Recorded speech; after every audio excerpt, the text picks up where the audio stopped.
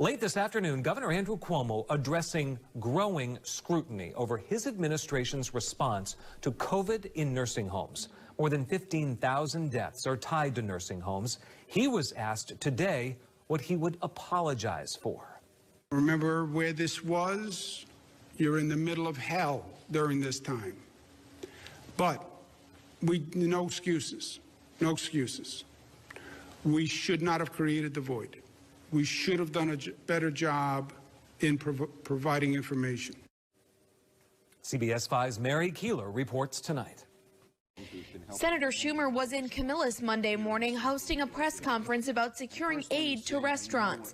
It was here that I tried to ask the Senate Majority Leader about New York State nursing homes and the governor's response.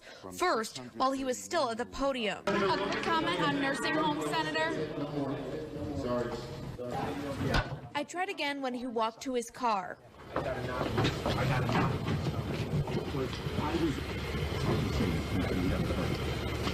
Senator Schumer. I was aware of what happened, but it was in such a whirl that until I saw the video, I didn't realize how much danger I had been in.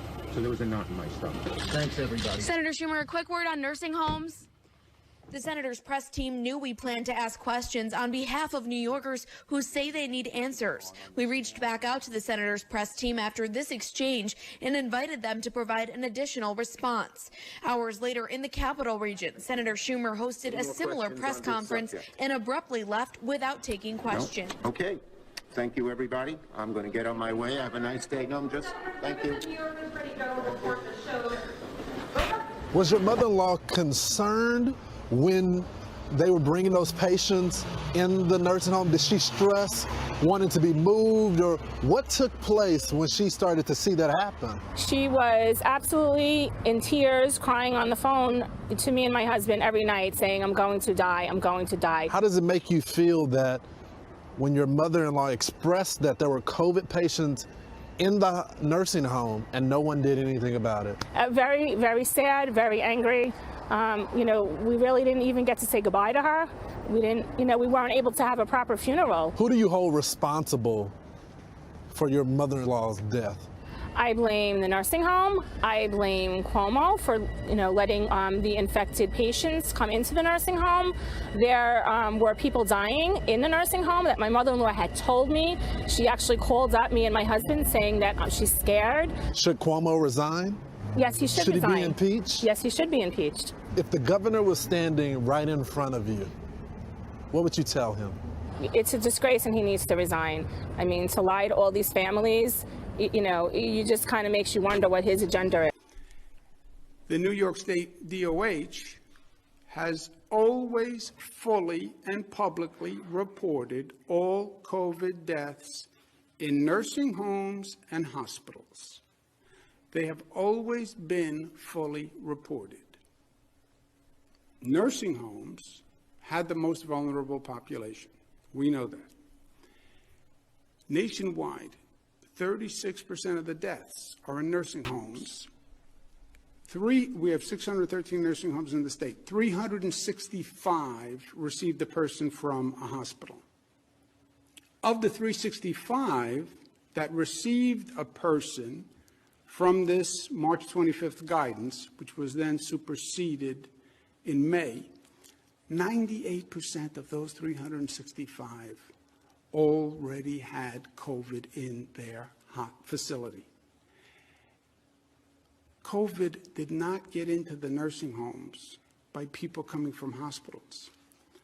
COVID got into the nursing homes by staff walking into the nursing home when we didn't even know we had COVID. Staff walking into a nursing home, even though they were asymptomatic, because the national experts all told us you could only spread COVID if you had symptoms. And they were wrong. COVID may have been brought into a nursing home because visitors brought it in and didn't know they were contagious because the guidance was you can only be contagious if you have symptoms, if you're sneezing, if you're coughing. That turned out to be wrong. That's how COVID got into the nursing homes. It is now my distinct pleasure to present the 2020 International Emmy Founders Award to Governor Andrew Cuomo, with a little help from some of my fellow New Yorkers. To my governor, the governor of Empire State, Andrew Cuomo. Congratulations, Andrew, on your much-deserved Founders Award. Governor Andrew Cuomo, you are the man. What? I was trying to think of something that I could say to you that would be funny, and so I called your brother Chris, who could not understand why you were getting an Emmy since he's the one on television. In the darkest stage of the pandemic, your daily briefings live from New York gave us hope, gave us clarity, gave us the truth, and gave us something that we were not getting from Washington: leadership. In the midst of this storm, Andrew Cuomo became the nation's governor. People across the country tuned in to his press conferences every day. Daily, I was watching his press conferences, informing us, telling us what to do. And he also said that, now that you're the love gov, you've kind of transcended politics, and now you're just part of really more, you're more of like a national sex symbol. He says you'll probably get more dates than votes. That's him saying that, not me. You did your thing during COVID. New York was suffering. We were the epicenter. We were all in a crisis, in a panic, and every single day you came on the airways and you offered your strength, your leadership, and your direction, and your caring, and your heart. You are the epitome of New York tough. These are things your brother says about you. I look up to you still. And you set the example for the rest of the nation, the rest of the world, how to be a leader during a time of crisis. Thank you for your leadership during these trying times. We are New York tough, smart, disciplined, united, and loving. Thank you, Governor. Stay safe, and please wear a mask. I want to say congratulations again, and anything that you didn't like that I said was your brother Chris's idea. Congratulations, much love. Brooklyn loves you. Andrew Cuomo! Mwah! What an honor and pleasant surprise during these hard times. I thank the International Academy and Bruce Paisner for this incredible award. Thank you to all the members of the Academy. Your work has brought smiles and hope and relief for so many people during these difficult days. I wish I could say that my daily COVID presentations were well choreographed, scripted, rehearsed, or reflected any of the talents that you advance. They didn't. They offered only one thing: authentic truth and stability. But sometimes that's enough. COVID will go down in the history books as one of the most difficult experiences in a generation. It has been a dark moment indeed. But what strikes me most is that when things are at their worst, that's when you can see people at their best. For all the darkness, there was light. People worked together. Everyone did what they could do. Our everyday heroes, the doctors and nurses who work in dangerous emergency rooms, the police, the ambulance drivers, the food store employees, everyone who leaves the safety of their home every day so we can remain in the safety of ours. Actors use their talents to communicate essential facts to Americans: social distancing, safety, and wear a mask. Wear a mask because it's common sense, it's smart, and because we care about one another. I'm proud of New Yorkers who had the courage to tell the truth and the strength to stand together. That's what New York tough really means: to be tough enough to say, I love you, I care about you, I need you.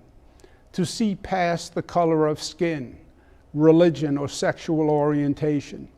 To see the humanity in each other, how we are all interconnected and all interrelated, and that our destiny is not individually determined, but rather determined by what we do together. That's not just my message or a New York message. It is a universal message, and one we need to hear now more than ever. I appreciate the humor from my friends in the video, and I take it in good stride.